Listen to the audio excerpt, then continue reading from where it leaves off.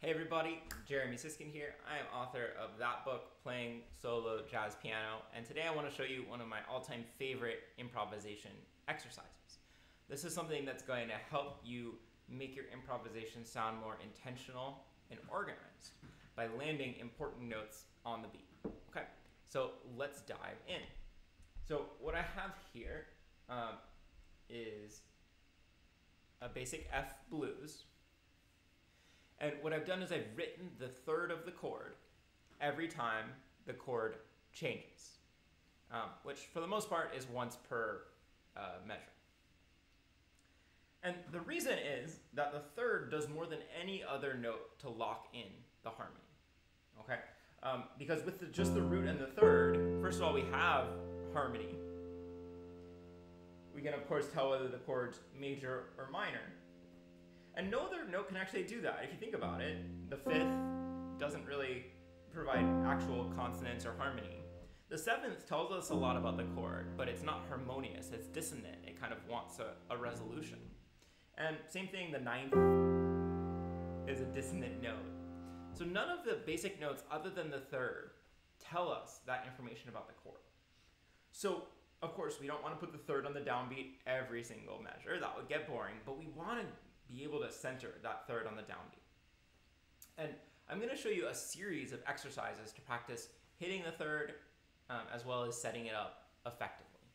Okay, so the first thing I would do before anything else is just to be able to play the third. This is not too hard. And by the way, it could go down or it could go up. I don't really care what octave you're playing the third in as long as you play it.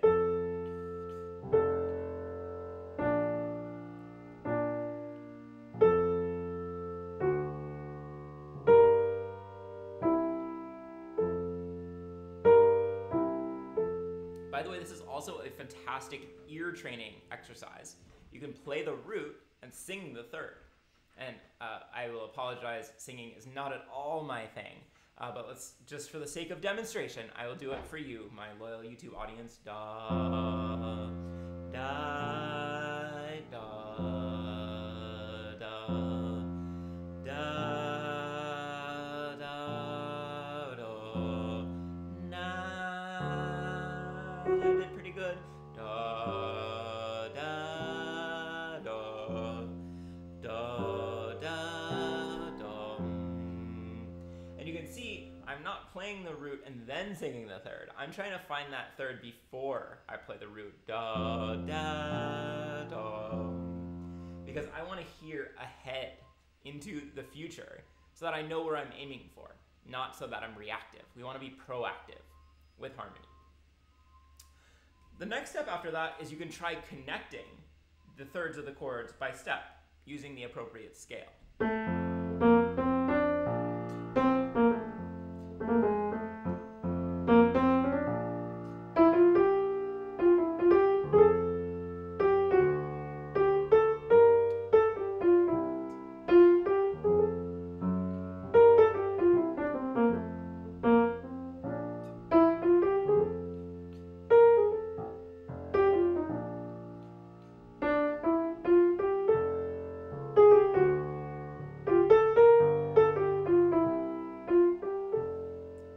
If you're not careful, you can start sounding like Fly Me to the Moon, right?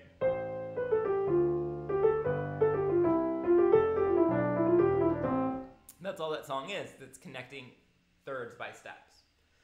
So I'm choosing my own rhythm, and notice it doesn't sound amazing, and that's not the point. It's an exercise, and the point of the exercise is to be able to aim for that third and arrive right on time on the downbeat.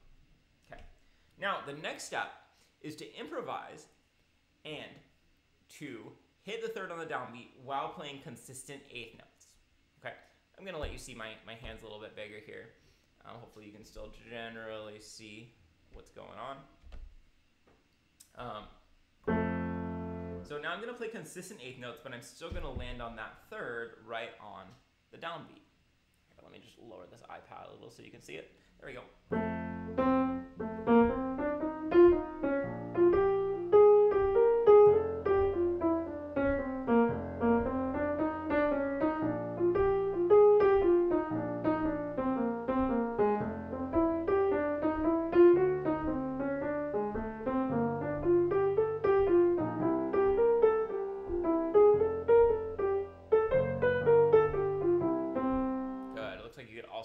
better view of my keys. Working on it.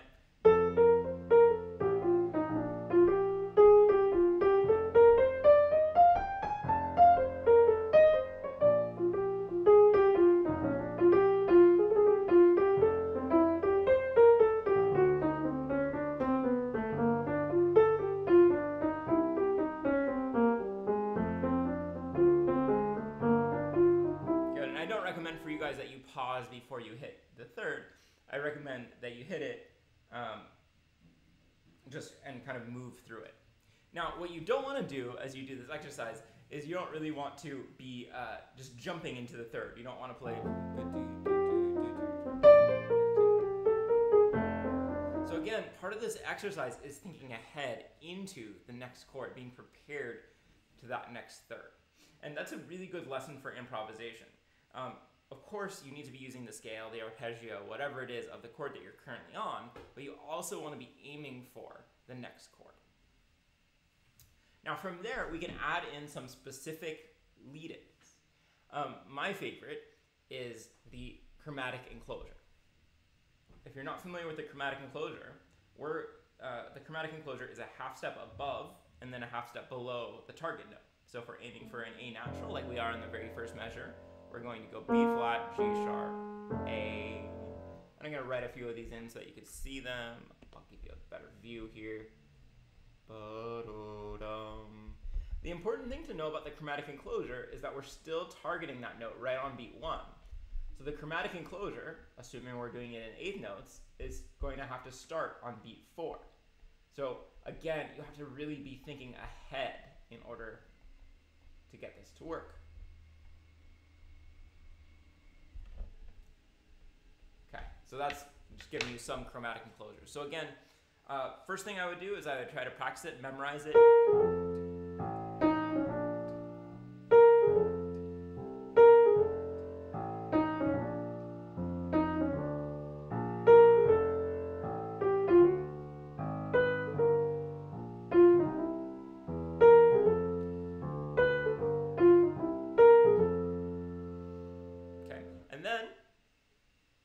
I like to always practice these things with consistent eighth notes because it helps me to get into a flow.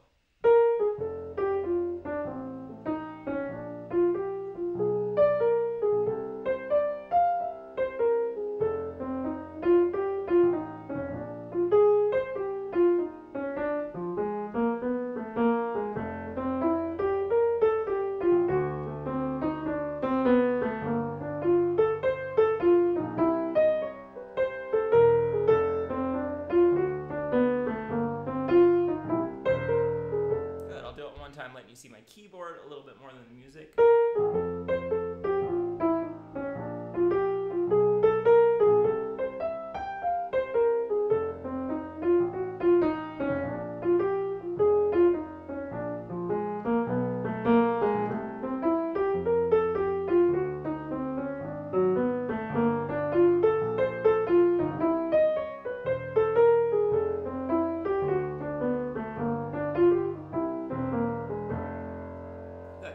Obviously, it sounds like an exercise. It is an exercise, but it's a good exercise because it's training you to use that chromatic enclosure, to hit the third, to play consistent eighth notes, and to be thinking ahead into the next measure of harmony.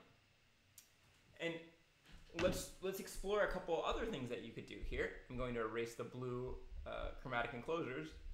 We could think about other kind of half-step motions that we could use to get into the thirds of these chords. Like for example, we could do 2 half steps going down.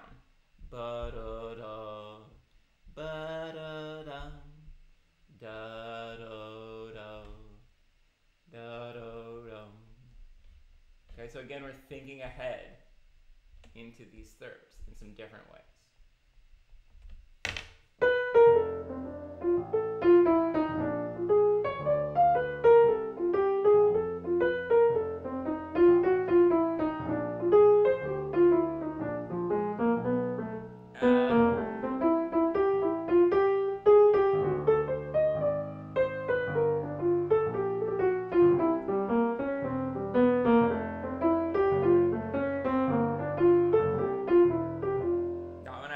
As much. We could also do 2 half steps below.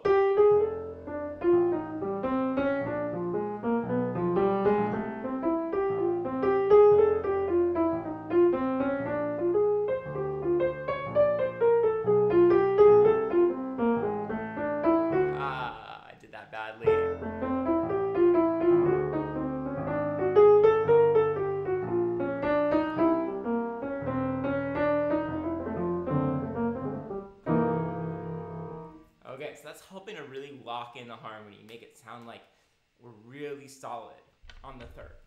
Now, a next step here would be to not simply do this with the third, but to start on the third and then do the same kind of exercise with the guide tone line. If you're not familiar with the term guide tone line, what it means to me at least, is that we're forming a melody consisting of long notes with one note per chord that moves by step or stays the same. So we're going to hit chord tones, but we're going to hit adjacent chord tones that move by step or stay the same. So if we start on an A, for instance, we're probably going to move to an A flat for the B flat 7. That's the 7th of the chord. We'll move back to an A for the F7, back to an A flat for the B flat 7. I know, gripping. We can stay on an A for the F7, and then let's stay on that A as the 5th of the D7, because it leads very nicely to the B flat for the G minor. B flat is the 7th of C7, A for the F7, B flat for the G minor is the 3rd, B flat as the 7th of the C7. Okay, so notice this line barely moves. I think we only have 3 different notes, A flat, and B flat.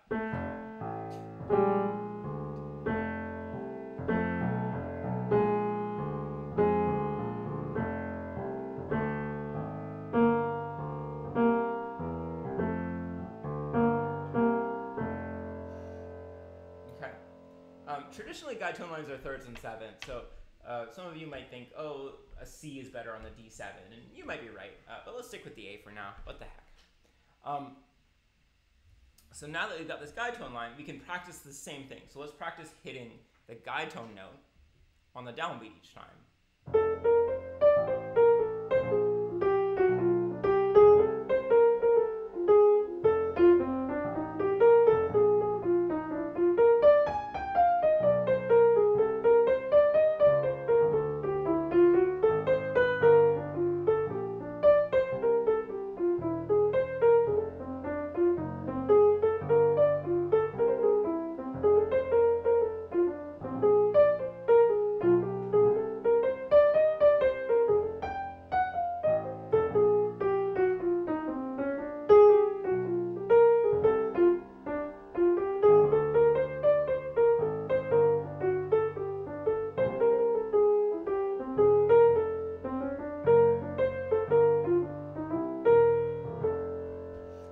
Delaying it and playing it on the end of one, but the exercise, if you're really doing it truly, you should hit it on the downbeat each time. And then we could do the same sorts of things. We can put in a chromatic enclosure each time.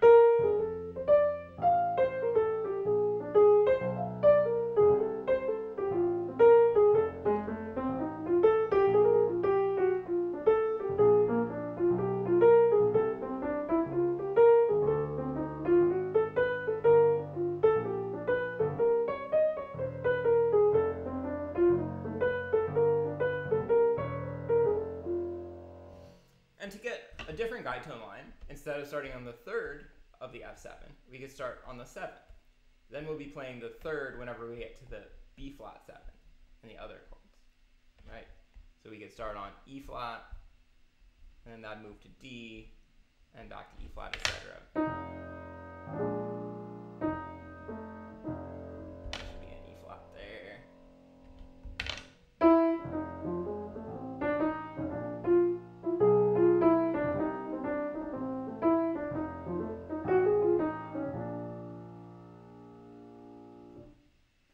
All right, so in conclusion, I want you to take a few things away from this. The first one is center the 3rd of the chord on the downbeat.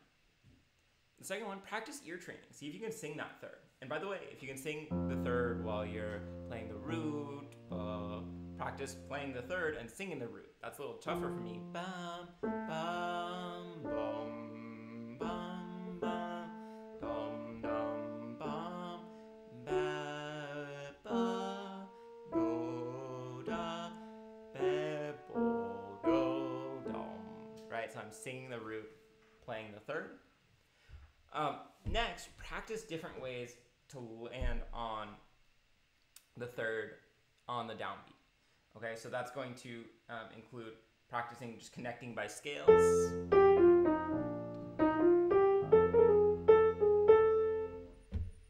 consistent eighth notes.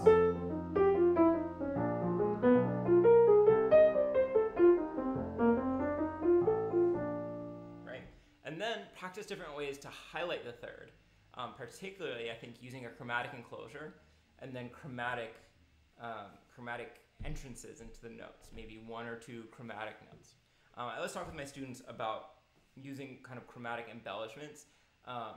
It's like if you emboss a letter, it makes it stick out even more. So those will highlight the thirds and make them sound even more intentional. And lastly, once you're done with the thirds, instead of jumping around from third to third, you can use what we call guidetone lines, kind of these adjacent melodies, in order to make nice smooth connections between notes. Thanks for watching. Like, subscribe, comment, and I'll see you next time.